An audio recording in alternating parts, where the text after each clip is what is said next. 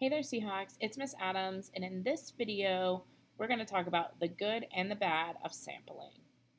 All right, so a convenient sample consists of individuals from the population who are easy to reach. Okay, so if you just asked your friends or family, or you surveyed the people that were in the room that you're currently in, that would be a convenient sample.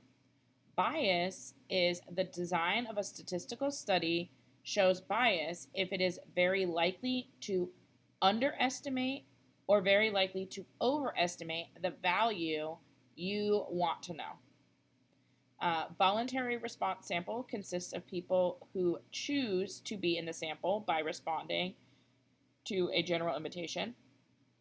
All right, that pretty much always leads to bias when they are volunteers.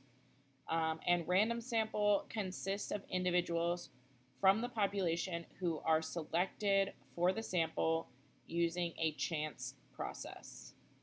All right, that is our goal. We would like to do a random sample instead of a convenient sample or voluntary response sample.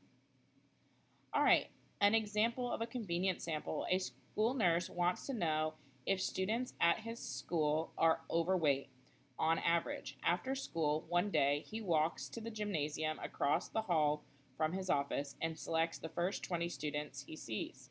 He weighs these 20 students and uses the sample mean weights as an estimate for the mean weight of all students at the school. Explain why this sampling method is biased. Is the mean weight of the students in the sample likely greater or less than the weight of all students in the school?